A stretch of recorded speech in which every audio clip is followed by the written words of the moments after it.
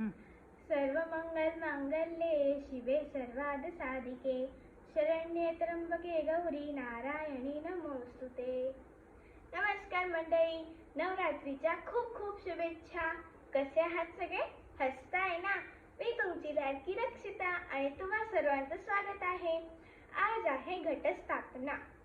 शारदीय अश्विन शुद्ध प्रतिपदा ते अश्विन शुद्ध नवमी पर्यंत देवीची उपासना केली जाते।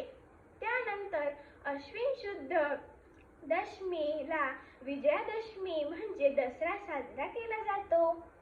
अश्विन महिन्यात घटामध्ये देवीची स्थापना करून नंदादीप प्रज्वलित करून आदिमायेचे 9 दिवस मनोभावे पूजा केली जाते।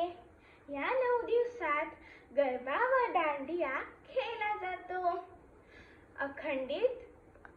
अखंडित दीप आणि सप्तशती पाठ आणि झेंडूंची माळ तयार करून हे 9 दिवस व्रत साजरा केले जाते।